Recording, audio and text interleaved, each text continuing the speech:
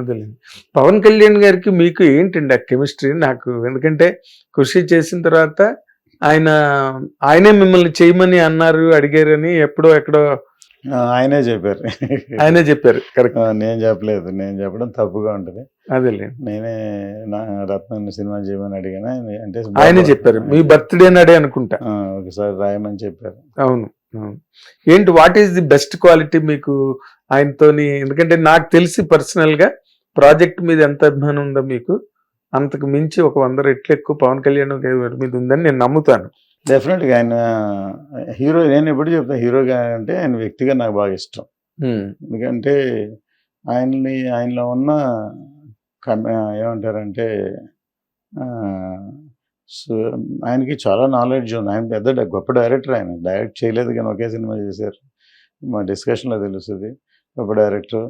అసలు చాలాసార్లు చెప్పాను, మళ్ళీ చెప్తాను. ఖుషి లాంటి సినిమాలో ఒక మేరా జహాన్ సాంగ్ పెట్టమని థాట్ ఆయన ఇచ్చారు. ఒక హిందీ సాంగ్ పెడదాం అన్నారు. ఇంకోళ్ళు అయితే వేరేలాగా అంటారు, పెడదాం లాజిక్ చెప్పారు. సరే అని ఇట్లా కావాలి కరెక్ట్ రైటర్ని పట్టుకొచ్చాను నేను, అబ్బాస్ తైర్వాల్ అని. అది మన ఊర్లో రాశాడు. ఆ సాంగ్ ఎంత పెద్ద హిట్ అయింది. దాంట్లో సాంగ్ని ఎంజాయ్ చేశారు కానీ దాంట్లో భావం ఏ మేరా జహా ఏ మేరా ఘర్ మేరా ఆసియా, ఇది నా దేశం, నా ఇల్లు, నాది, రౌడీలకి అంత మీకంటే పని ఏంటి అని దాంట్లో అని చెప్పి రాయించారు.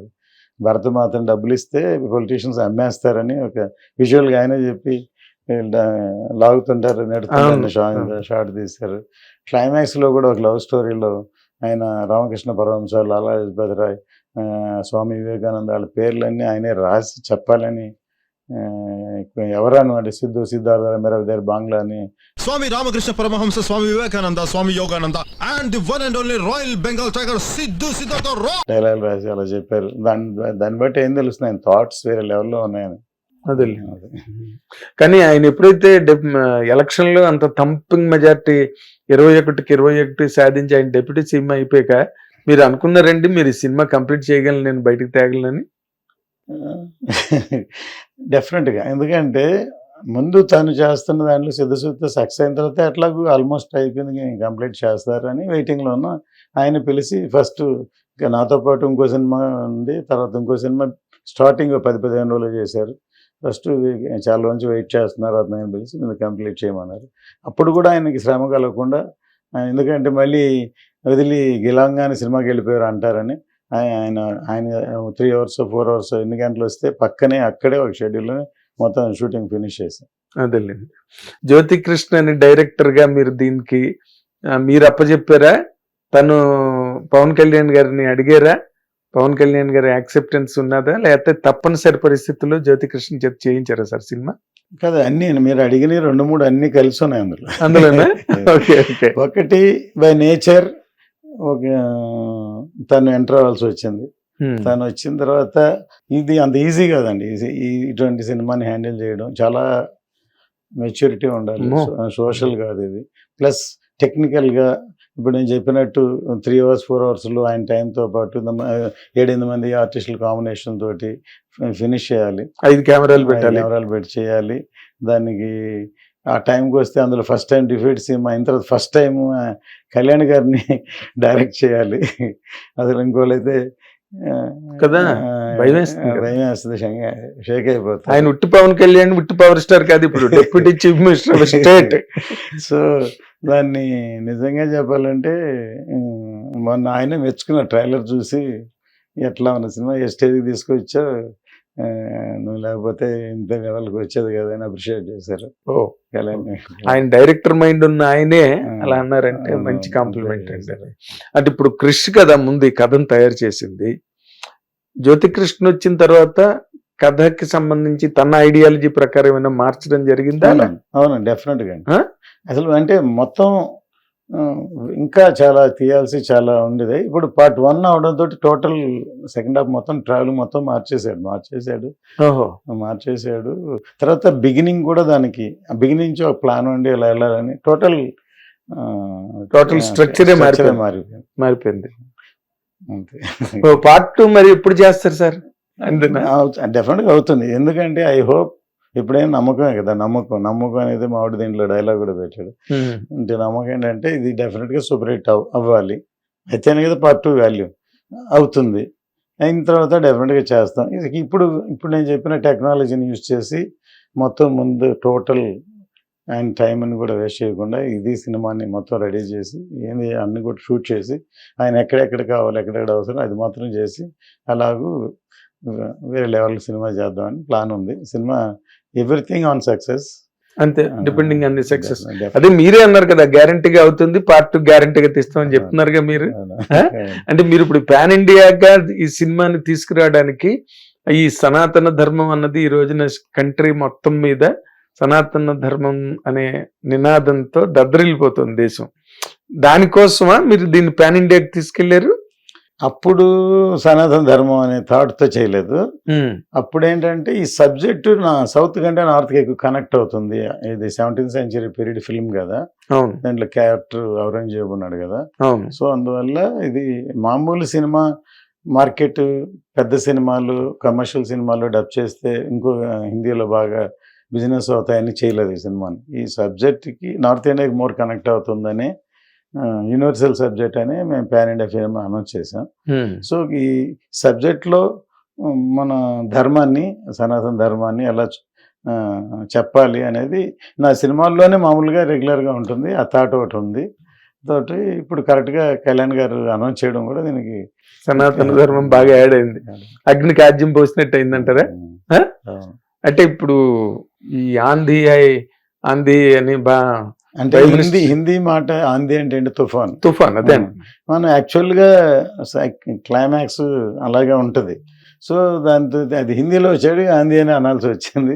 అది కరెక్ట్గా సింక్ అయింది, కరెక్ట్ పర్ఫెక్ట్ గా సింక్ అయింది. మీ డైలాగ్ కూడా ఉంది కదా, ఆ డైలాగే ఆయన బేసిక్లీ ఔరంగజేబు కదా, ఆయన తెలుగు చెప్పడు కదా. అవును, ఆంధీ అర్థమయ్యేటట్టుగా ఆంధీ వచ్చేసింది అని వచ్చేసింది తెలుగున్న, ఆంధీ అనేది హిందీ మాట. హిందీలో చెప్పి ఆంధీ అక్కడ బాగా కనెక్ట్ అవుతుంది. అంటే నరేంద్ర మోడీ గారు అన్న తర్వాత మీరు కనెక్ట్ చేశారండి ఆంధీ అని? అదే చెప్తుంది, మన తుఫాన్ అనేది ఉంది, బట్ తుఫాన్ హిందీలో ఆంధీ కదా అంటాం. అది మీరు ముందే అనుకున్నది, అది అంటే థాట్. అది ఇప్పుడు ప్రాసెస్ లో ఆందోళన పెట్టారు అనమాట. నేను అంటున్న పాయింట్ అదే పాయింట్నే, మోడీ గారు అన్న తర్వాత మీరు దాన్ని అడాప్ట్ చేయాలి. తుఫాన్ అనేది ఉంది, మీరు సినిమా చూస్తే అర్థం అవుతుంది. ఓకే, ఉంది మన ట్విస్టర్ లాగా తుఫాన్ వచ్చేసిందని అంట, కానీ హిందీలో ఆంధీని అంట, కాబట్టి ఇప్పుడు ఆంధీ కనెక్ట్ అయింది అంటున్నాను. అదేలేండి, అదే. తర్వాత ఇప్పుడు ఈ క్యారెక్టర్ ఏదో ఉన్న క్యారెక్టర్ ని వాడుతున్నారు, తెలియకండి. ఏమైందంటే హరిహర వీరమల్లు అని పేరు పెట్టగానే అప్పట్లో ఎవరు ఆలే ఎవరో రాశారని, హరిహర రాయలు బుక్కరాయలు, అది విజయనగర సామ్రాజ్యం, అదేదో తీస్తున్నారు. అప్పుడు సానా అదెవరో ఆయన ఏదో పేరు రాశారు, యోధుడిది వక్రించి చేస్తున్నాను. వాళ్ళు అపోహ, అది కథ తెలియక అలాగ అనుకోండి. అసలు దీంట్లో ఏమీ లేదు. దీంట్లో మాకు చైల్డ్హుడ్లో ఈ పేరు ఎందుకు పెట్టాము, హరిహర వీరమల్లు ఎందుకు పెట్టాల్సి వచ్చింది, డైరెక్ట్గా ఒక బిగినింగ్ ఎపిసోడ్ లో ఉంది. ఒక ఏమంటారు, ఫ్లడ్స్ లో ఒక బిడ్డ వాటర్ లో కొట్టుకొచ్చి ఎక్కడో ఒక గుడి దగ్గర దొరికేదానికి రెలవెంట్ గా పేరు పెట్టినట్టు. అంటే హరిహర, విష్ణువు శివుడు, ఈ ఒక వీరుడు దొరికాడని పేరు పెట్టింది తప్ప హరిహర రాయలు బుక్కరాయలకి సంబంధం లేదు, అసలు కథ లేదు. అప్పుడు అది ఆయన చెప్పిన యోధుడి కథ కాదు, అసలు ఏం సంబంధం లేదు. అదే వాళ్ళకి తెలియక అలా అనుకుంటారు. అదే దీని మీద చాలా రచ్చ చేస్తాం మేము. అది ఒక విధంగా అదేంటో సినిమా చూస్తే వాళ్ళకి అర్థమవుతుంది, మన పబ్లిసిటీ అవుతుంది.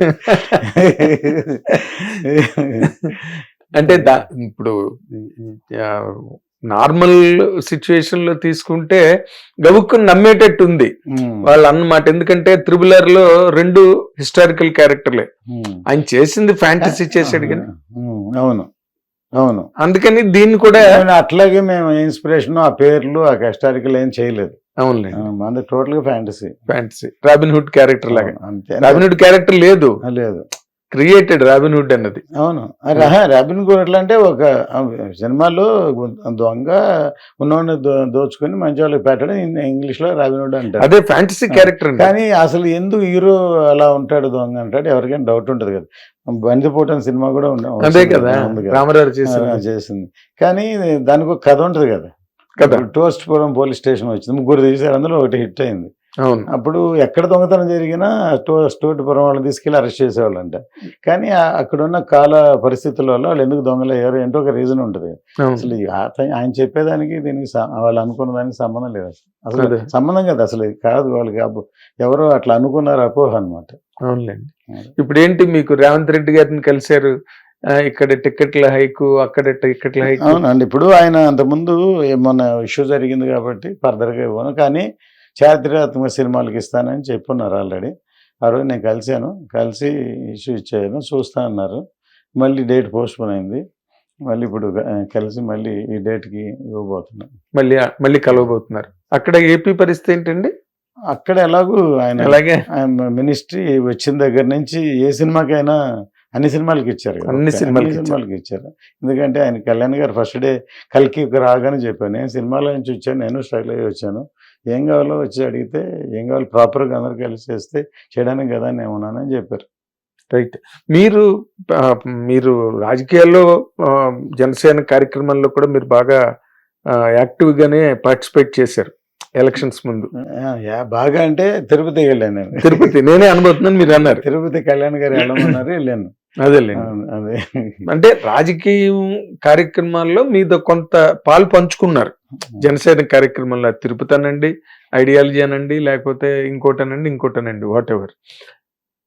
ఆయన ఒక స్వీపింగ్ స్టేట్మెంట్ ఇచ్చారు పవన్ కళ్యాణ్ గారు, మీరు చంద్రబాబు నాయుడు గారిని కలవండి, ఇండస్ట్రీ వెళ్ళి కలవండి అని చెప్పారు. దాని మీద మీ స్పందన ఏంటండి? మీరు కూడా ఒక నిర్మాత.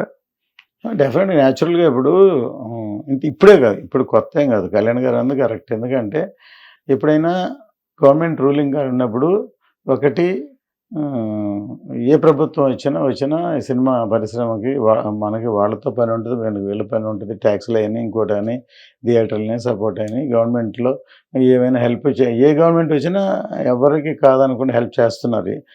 ఈవెన్ తమిళనాడులో కానీ ఆంధ్రాలో నాకు తెలిసి. సో ఆనవాయితీ వెళ్ళి గవర్నమెంట్ రాగానే మనం వెళ్ళి చేయడం. కానీ తెలియలే ఎందుకనో ఇండస్ట్రీ తరఫు నుంచి ఇంకా ఎవరు వెళ్ళలేదు. అందుకని ఆయన కలవమని ఆయన అనౌన్స్మెంట్ ఇచ్చారు. మీకు ఏమైనా తెలుసా ఎందుకు కలవలేదు? ఎందుకు కలవలేదే, నో రీజన్, అదేం లేదు. వెళదాం అనుకున్నా. మొన్న పిలుపు కూడా వస్తే ఇప్పుడు కరెక్ట్గా ఇక్కడ అవార్డ్స్ అనౌన్స్ చేశారు. ముందు రోజు నైట్ వరకు జరిగింది. వెరీ నెక్స్ట్ డే అన్ఫార్చునేట్గా అయింది. ఏదో ఒక మంచి డేట్ చూసి ఇండస్ట్రీ తరఫున అందరూ వెళ్ళి కలవడం ఆనవాయితీ. జనరల్ కొత్త ప్రభుత్వం తమిళనాడు అయితే ఎక్కువ చేస్తారు, ఇక్కడ తక్కువ యాక్చువల్గా. మన వాళ్ళకి ఎప్పుడు రాయల్గా ఉంటారు. తమిళనాడు అయితే ఏ ప్రభుత్వం వచ్చినా అందరూ వెళ్ళిపోయి ముందు వెంటనే వెళ్ళి బుకేలు ఇవ్వడం, మాలలు వేయడం, రూమ్ అంతా నిండిపోతుంది, బుకేలు వెళ్ళిపోతుంటారు జనరల్గా. మేము కూడా ఒకసారి ఏదో ప్రాబ్లం ఉండి నేను కూడా వైస్ ప్రెసిడెంట్గా ఉన్నాను తమిళనాడు ప్రొడ్యూస్ కౌన్సిల్లో. సీఎం జయలలితని కూడా కలవడానికి వెళ్ళాను. అప్పుడు ఫిల్మ్ సిటీ ఉంది మెడ్రాస్లో, దాన్ని బాగా చేయలేదు చాలా ఇదంటే ఆవిడ అన్నారు, కావాలంటే నేను సైట్ ఇస్తాను, మీరు మీరు డెవలప్ చేసుకోండి ఫిల్మ్ సిటీని కావాలంటే అన్నారు ఆవిడ. మరి ఇప్పుడు అక్కడ కూడా పవన్ కళ్యాణ్ గారు ఇక్కడ డెవలప్ అవ్వాలి, ఏపీలో డెవలప్ అవ్వాలి ఇండస్ట్రీ అనే దాని మీద గట్టిగా పట్టుబడుతున్నారు ఆయన. ఏమైందండి సార్, టోటల్ భారతదేశంలో అంటే ఇప్పుడు నేను వీరమల్లి ఇంటర్వ్యూకి వచ్చి ఇంకోసారి మీకు పర్సనల్ ఇంటర్వ్యూ ఇస్తాను. అదేలేండి డెఫినెట్ గానండి. మీ సినిమా చాలా పెద్ద హిట్ అవ్వాలి, ఎందుకంటే పవన్ కళ్యాణ్ గారి సినిమావే చాలా కాలం అయిపోయింది వచ్చి, మీ కాంబినేషన్ వచ్చి కూడా చాలా కాలం అయింది. అవునండి. అప్పుడు ఖుషి ఎంత పెద్ద హిట్ అయిందో అప్పుడు చాలా థియేటర్లో రికార్డ్ బ్రేక్ కలెక్షన్స్ వచ్చాయి. మేబీ అతిశయోక్తో ఏమో తెలియదు, నేను ఎదురు చూస్తున్నాను. డెఫినెట్గా అందరికీ నచ్చుతుంది. ఈ సినిమా కూడా అట్లాగే ఒక చాలా పెద్ద హిట్ అవుతుంది డెఫినెట్గా. ఎందుకంటే మంచి సినిమాని ఎప్పుడైనా ఆదరిస్తారు. తర్వాత ఎంటర్టైన్మెంట్ అన్ని రకాలు ఉన్నాయి ఇందులో. పైగా ఇప్పుడు ఈ కాలంలో ఈ ఓటీటీ వచ్చాక డిఫరెంట్ ఫిల్మ్ అయితే కానీ థియేటర్కి రావట్లేదు, లేకపోతే ఓటీటీలో చూస్తాం అనుకుంటున్నారు. కాబట్టి ఇది డిఫరెంట్ ఫిల్మే, పెద్ద సినిమా. కళ్యాణ్ గారి సినిమా వచ్చి 2 years అయింది. ఖచ్చితంగా ఈ సినిమా పెద్ద హిట్ అవుతుందని ఎదురు చూస్తున్నాం. ఈ ఒక్క ప్రశ్నకి సమాధానం చెప్పి ఇంటర్వ్యూ ముగిద్దాం సార్. ఓటీటీతో మీరు చాలా పెద్ద యుద్ధం జరిగినట్టుగా ఉంది మీకు. ఓటీటీ ప్రాబ్లం మీరు ఏ రకంగా ఫేస్ చేయాలి? యుద్ధం ఏం జరగలేదండి, వాళ్ళ సిస్టమ్ అది. ఏంటంటే ఇప్పుడు మనం ఓటీటీ ఇవాళ కమిట్ అవ్వకపోయినా, నేను కాదు ఏ సినిమా అయినా రిలీజ్ డేట్ వేయలేరు. ఎందుకు వేయలేరంటే అది ఒక పెద్ద ఏరియా బిజినెస్ లాగా అది. సో కమిట్ అవ్వకపోతే రిలీజ్ అయిన తర్వాత పైరసీ వచ్చేస్తుంది, తర్వాత సినిమా యావరేజ్ ఉన్నా లేకపోతే పైరసీ అయిపోయినా ఇంకా వేస్ట్ అయిపోతుంది రిస్క్. సో అందుకని ఓటీటీ సినిమా అయిన తర్వాత ఓటీటీ కమిట్ అవ్వకపోతే అయితేనే డేట్ వేస్తుంది, అయితే ఇంకా రైట్స్ మిస్ అవుతాయని. అందుకని ఓటీటీ కమిట్ అవ్వకపోయినా డేట్ వెళ్ళిన సరే కమిట్ అయ్యామనుకోండి, ఆహా నా సినిమా కొన్నారు కమిట్ అయ్యి సంతోషపడితే రిలీజ్ ఎప్పుడు డేట్ అగ్రిమెంట్లో మెన్షన్ చేయాలి. సో ఈ పర్టికులర్ ఈ సినిమా జనరల్గా వాళ్ళు ఈ డేట్ అని వాళ్ళు అడగరు, ఒకవేళ మనం అడ్వాన్స్గా 3 months 4 months 6 months ఏదో డేట్ రాయొచ్చు, అట్లా రాసినా ఇది అవ్వలేదు. అంటే మనం అనుకుంటాం మన అవ్వకపోయినప్పుడు ఆటోమేటిక్గా వాళ్ళకి చార్ట్ అన్ని క్లోజ్ అవుతాయి, సిస్టమేటిక్గా ఉంటుంది. మనలాగా ఇప్పుడు ఫినిష్ అయితే ఇప్పుడు రిలీజ్ అయితే అట్లా చేయలేం కదా. వాళ్ళకి ఈ నెలలో ఈ సినిమా, ఈ నెల వ్యూవర్స్ కింద సినిమాలు ఇవ్వాలి కదా. సంవత్సరానికి 2 ఉన్నాయి, ఒకటి అమెజాన్ ఒకటి నెట్ఫ్లిక్స్, అవును అంతే కదా. కాంపిటేటివ్ 4-5 ఉంటే వీళ్ళకైతే వాళ్ళకి అమ్ముకుంటా వాళ్ళకైతే అట్లేవు. అదే అమెజాన్ ఇది కానీ అది కానీ. సో వాళ్ళు ఇండియా మొత్తం అందరికి వీళ్ళే, భోజ్పురి నుంచి ఆల్ లాంగ్వేజెస్కి వీళ్ళే కదా. వాళ్ళకి క్యాలిక్యులేషన్ ఉంటాయి కదా, ఈ నెలకి ఈ సినిమా ఈ నెలకి పెట్టు, ఆ నెలకి రాకపోతే వాళ్ళకి ఖాళీ అవుతుంది కదా, వాళ్ళకి లాస్ అవుతుంది. దీనివల్ల ప్రాబ్లం వల్ల తర్వాత ఫైనల్గా వాళ్ళు ఇచ్చిన డేట్గా మనం చేయాల్సి వచ్చింది. ఇప్పుడు మెయిన్ ఫైనల్గా అంతకుముందు పోయింది June 12th అయ్యేటప్పుడు మనకు డౌట్ ఉంది, టెక్నికల్గా గ్రాఫిక్స్ అవ్వాలి, మన ఒక్కరి చేతుల్లో లేదు. ఇంతవరకు వెయిట్ చేశారు, జూలై డేట్ ఇవ్వండి అంటే వాళ్ళు అప్పుడు కుదరదు లేదండి మీరు డిసెంబర్ చేసుకోండి అన్నారు. డిసెంబర్ చేస్తే సినిమా స్టేల్ అయిపోద్ది, పాత పడిపోద్ది. సినిమా అవనంత వరకు అయిపోయిన తర్వాత ఇంకా రాకపోతే వెనకాల మళ్ళీ ఓజీ ఉంది ఆ తర్వాత. అందుకని సరే ట్రై చేద్దామని చూసాం, కానీ టెక్నికల్గా అవ్వలేదు. సరే అందుకని మళ్ళీ వాళ్ళు కూడా కన్సిడర్ చేసి ఇప్పుడు జూలైలో డేట్ ఇచ్చారు. దానివల్ల మీరు ఏమైనా వాళ్ళ దగ్గర నుంచి వచ్చే ఫైనాన్షియల్ సపోర్ట్ మీరు ఏమైనా లాస్ అయ్యారండి ఈ డేట్లు మారడం వల్ల? డెఫినెట్గా పెనాల్టీ కొంత లాస్ ఉంది కదా. అవునా? ఉండరు, అది తప్పదు, యాక్సెప్ట్ చేయాలి. రిక్వెస్ట్ చేసాం, కొంతవరకు 2 డేట్లు మారడం వల్ల కొంత ఇదైంది, అది తప్పదు అనమాట. తప్పలేదు, అది ఎవరికైనా తప్పలేదు. బట్ ఎన్నున్నా కూడా నిండుకుండా తొడకదన్న టైప్లో మీరు ఎక్కడ కూడా అసలు మాట జారకుండా ఎవరి మీద పెద్ద సినిమా ఇది పెద్ద హిట్ అవుతుందని ఒకే ఒక్క దృక్పథం, దృఢ సంకల్పం. ఇది మంచి జరిగినా ఏమి జరిగినా మనకు మనమే కారణం, ఇంకోళ్ళ మీద మన కారణం ఎవరెవరి మీద వేయలేం కదా. అదే ఇది ఎఫ్డిసి చైర్మన్ అంటున్నారు ఏంటి అసలు దాని గురించి న్యూసే చెప్పారు మీరు ఎప్పుడు? లేదండి, అప్పుడు ప్రపోజల్ ఉంది, ఇంకా అనౌన్స్ చేయలేదు, వచ్చినప్పుడు చూద్దాం. ప్రపోజల్ ఉంది అంటే మీరు ఆల్మోస్ట్ మీరు అన్నది వచ్చిందా మీకు? ఆల్మోస్ట్ వచ్చింది, ఇంకా డిసైడ్ చేయలేదు, అనౌన్స్ చేయలేదు. వచ్చిన తర్వాత చూడాలి, దీని తర్వాత వచ్చినా మంచిదే, వస్తే మనమంతా సర్వీస్ చేస్తాం. అది మీరు నాలెడ్జబుల్ మ్యాన్, అన్ని రంగాలు చూసిన వ్యక్తి, అవతల తమిళ్ తెలుగు హిందీ అన్ని తిరిగి వచ్చారు కాబట్టి. అందుకనే కళ్యాణ్ గారు నాలెడ్జబుల్, నేను ఆయనకి తెలుసు అని క్లోజ్ అని కాదు, నాలెడ్జబుల్ పర్సన్, ఎక్స్పీరియన్స్ అని ఆయన డిసైడ్ అయ్యారు. ఏదైనా సమస్య వచ్చినా గబుక్కుని సొల్యూషన్ ఇవ్వగలుగుతారు. ఎప్పుడైనా సరే ఒక నాయకుడికి బ్యాలెన్స్ చేసి మాట్లాడడం అనేది ముఖ్యం. చాలా ఇక్కడ దిల్ రాజు గారు, అక్కడ మీరు అయితే ఇండస్ట్రీకి చాలా వరకు బెనిఫిట్ జరుగుతుంది. ఇది అయిన తర్వాత జనసేన కార్యక్రమాల్లో క్రియాశీలకంగా మీరు ప్రవేశించి రాబోయే ఎన్నికల్లోని గట్ట నిలబడే అవకాశం అటుపక్కగా దారులు ఏమైనా ఏర్పడుతున్నాయా ఆలోచనలోనైనా? ఏం లేవండి, అది అంతా మనం ఏంటి ఎలా కళ్యాణ్ గారు రమ్మంటే వెళ్ళిపోతారు అంతే. ఎలా ఏది మనం ఎలా తీసుకెళ్తుందో అలా వెళ్తాం. మనం మెయిన్ నాకు ఎప్పుడు సినిమానే ముఖ్యం. చాలా సంతోషం రత్నం గారు, you have spent lot of time with us. మీకున్న హార్డ్ షెడ్యూల్ లో థ్యాంక్ యూ సో మచ్. ఇది ఏం రత్నం గారు, ఆయన తాలూకా చాలా long journey with greatest mile stones and land marks in his career. ఇప్పుడు వరకు వచ్చిన వాటన్నిటినీ లేపేసి అంత పెద్ద హిట్ అవుతుందని అందరూ కూడా ఆశిస్తున్నారు, మనం కూడా దాన్ని ఆశిద్దాం. Let us wish him all the very best. Thank you watching hit TV app. ఇందులో short news, live news, entertainment shows, movies, digital magazines తో పాటు మీ జిల్లా వార్తలను కూడా ఫ్రీగా చూడొచ్చు.